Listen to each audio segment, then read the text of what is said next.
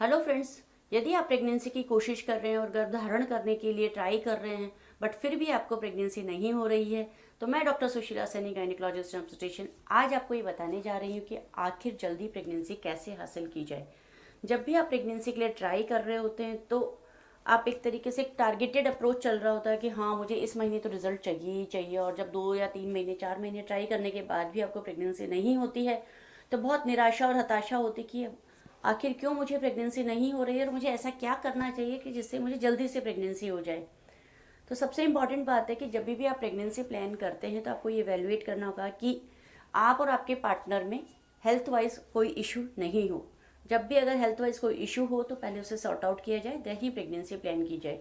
तो जब भी प्रेगनेंसी प्लान की जाए तो बेसिक कुछ टेस्ट करवाए जाते हैं कि जैसे कि ब्लड ग्रुप आपका सीबीसी हो गया, आपका थायराइड का टेस्ट हो गया और ब्लड शुगर हो गया।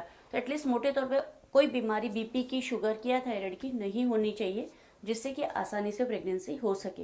क्योंकि कई बार अपन जल्दबाजी में प्रेगनेंसी तो अचीव कर लेते हैं लेकिन अबॉर्शन के चांसेस बढ़ जाते हैं, तो ऐसा ना हो। और जब भी थायराइड का वैल्यू 2.5 के ऊपर आता है तो डेफिनेटली डॉक्टर की सलाह लेकर मेडिसिन चालू करनी चाहिए, जिससे कि अबॉर्शन के चांसेस बाद में कम किए जा सके। दूसरा, जब भी आप प्रेगनेंसी प्लान कर रही हैं तो फोलिक एसिड की गोली शुरू कर लीजिए, जिससे कि 1 या 2 महीना पहले, क्योंकि जब भी प्रेगनेंसी होगी तो प्रेगनेंसी होने में भी आसानी होगी और प्रेगनेंसी के बाद बच्चे के ग्रोथ में भी बहुत ज़्यादा हेल्प मिलती है।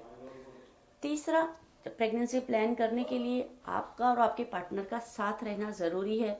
बट कई बार आपकी और आपके पार्टनर के वर्किंग एरियाज अलग अलग होते हैं, आप अलग अलग सेपरेटली ले रहे होते हैं। और कभी कभी आप ऐसा कर रहे होते हैं कि महीना आया और तुरंत उसके बाद आप हस्बैंड से मिल रही हैं, बट और 10वें दिन के बाद 20वें दिन तक बीच में आप नहीं मिल पा रही हैं, और जब महीने से पहले आप मिल पा रही हैं तो किसी प्रकार से आपने जो फर्टिलिटी का जो पीरियड था वो तो अवॉइड कर दिया और नॉन फर्टाइल पीरियड में आपने ट्राई किया, तो इससे आपको रिजल्ट नहीं मिलेंगे।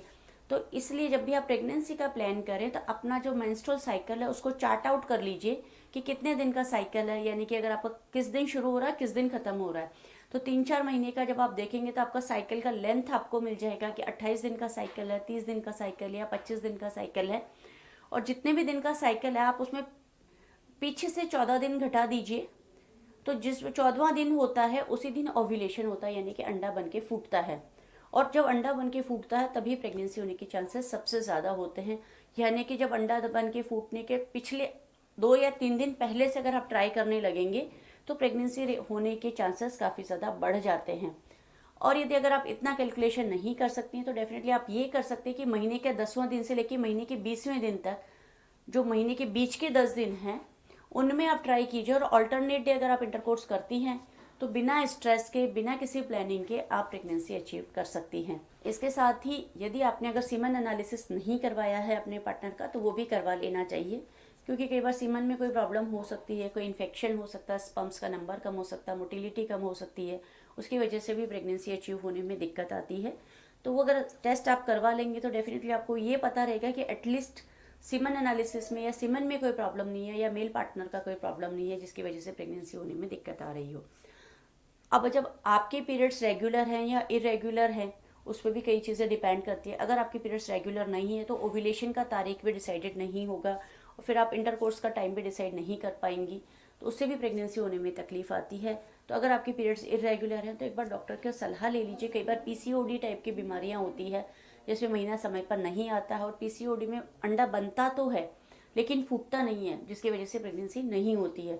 तो अगर आप सोनोग्राफी करवा लेंगी तो डॉक्टर के पास जाकर तो आपको ये पता चल जाएगा कि पीसीओडी है या नहीं है, और कोई बच्चेदानी में गांठ या सिस्ट या और कोई प्रॉब्लम नहीं है जो कि आपको प्रेगनेंसी होने में दिक्कत दे रही हो। तो ये इवेल्युएशन कराने से कई बार मेंटल पीस मिल जाता है कि हाँ, एटलीस्ट अंदरूनी कोई समस्या नहीं है जिसकी वजह से प्रेगनेंसी नहीं हो रही है। इसके अलावा कई बार ट्यूब की पेटेंसी का भी इशू आता है, यानी कि बच्चेदानी की तरफ दोनों तरफ जो नलियां होती है, फेलोपियन ट्यूब्स होती है, कई बार उनमें कोई ब्लॉकेज हो सकता है या कोई कचरा हो सकता है या कोई म्यूकस जमा हो जाता है जिसकी वजह से प्रेगनेंसी होने में दिक्कत आती है। तो उसमें एक HSG करके यानी कि हिस्ट्रोसाल्पिंगोग्राफी टेस्ट होता है, जिसमें नीचे से दवाई डालकर एक्सरे खींचा जाता है, जिससे ये पता चलता है कि आपकी दोनों तरफ की नलियां खुली है या बंद है। और कई बार कुछ छोटा मोटा ब्लॉकेज होता है तो दवाई डालने से खुल भी जाता है, तो वो भी आपको प्रेगनेंसी अचीव करने में फ़ायदा करता है। और कई बार लोकल पार्ट में इन्फेक्शन हो सकता है, खुजली हो सकती है, जलन हो सकती है, जिससे कि इंटरकोर्स करने में प्रॉब्लम आ रही हो और आप प्रॉपर तरीके से अपने हस्बैंड के साथ कंफर्ट जोन में नहीं आ पा रही हो, तो हो सकता है वो भी एक कारण हो प्रेगनेंसी नहीं होने का। तो वो भी आप डॉक्टर से एक बार इवेल्युएट करवा सकती हैं कि कहीं इन्फेक्शन तो नहीं है जिसकी वजह से ये तकलीफ आ रही है। तो मोटे तौर पर अब आपको ये समझ में आया होगा कि एक्चुअली में प्रेगनेंसी होने के लिए अंडा बनना ज़रूरी है, अंडा बन के फूटना ज़रूरी है, ट्यूब्स खुली होना ज़रूरी है, उसका बच्चेदानी तक पहुंचना ज़रूरी है और सीमन में स्पर्म्स का होना ज़रूरी है। तो ये सारी चीज़ें टेस्ट के द्वारा पता लगाई जा सकती है। एक सोनोग्राफी से और HSG से अंदर का स्टेटस पता लग जाता है और सीमन एनालिसिस से मेल पार्टनर का असेसमेंट हो जाता है। जब आपका ये इवेल्युएशन हो जाता है तब आप सेफ पीरियड और अनसेफ पीरियड या फर्टाइल या नॉन फर्टाइल पीरियड के बारे में समझ सकती है, जो कि हमने अभी आपको बताया कि जो महीने के 10 दिन हैं बीच वाले, उनमें प्रेगनेंसी होने के चांसेस सबसे ज़्यादा होते हैं। या आप इवेल्युएशन 14 डेज बैक की कैलकुलेशन भी आप कर सकती हैं, जिससे कि आपको ये पता चल जाए कि ओव्यूलेशन कब होने वाला है। और आप टाइम्ड इंटरकोर्स अगर करती हैं, यानी कि अगर आपके हस्बैंड आपके साथ नहीं रहते और आप प्लान करके इंटरकोर्स करती हैं, तो डेफिनेटली आपको ओव्यूलेशन के टाइम के आसपास ही मिलना चाहिए, जिससे कि प्रेगनेंसी हो जाए। तो अगर आप ये सारे मेजर्स अपनाती हैं तो डेफिनेटली आपको प्रेगनेंसी होने में बहुत ज़्यादा हेल्प होती है। और फिर भी अगर प्रेगनेंसी नहीं होती है, 3 से 6 महीने आप ट्राई कर सकती हैं। अगर फिर भी नहीं होती है तो फिर अंडा बनने की मेडिसिन होती है, कुछ इंजेक्शंस होते हैं जो कि डॉक्टर आपको प्रिस्क्राइब करते हैं, तो डॉक्टर की सलाह से फिर आप ले सकती हैं। और जब वो मेडिसिन प्रिस्क्राइब की जाती है तो साथ ही साथ ओव्यूलेशन स्टडी भी की जाती है, जिसमें कि ये चेक किया जाता है कि अंडा बन रहा है या नहीं बन रहा और अंडे का साइज़ प्रॉपर बना है या नहीं बना। और जब अंडे का साइज़ प्रॉपर नहीं बनता तो इंजेक्शन लगा के अंडे का साइज़ आगे बढ़ाया जाता है। तो ये सब चीज़ें अंडर मॉनिटरिंग होती है, अंडर एक्सपर्ट ओपिनियन होती है।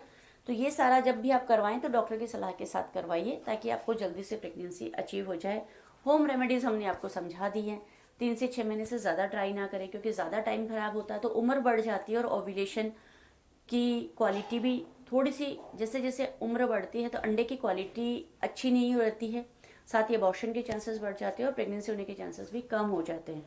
तो ज़्यादा देर वेट ना करें, लेकिन हाँ, होम रेमेडी से आप जल्दी से प्रेग्नेंट हो सकती हैं। फिर आपसे मिलेंगे एक नए वीडियो में नई जानकारी के साथ। तब तक नमस्कार।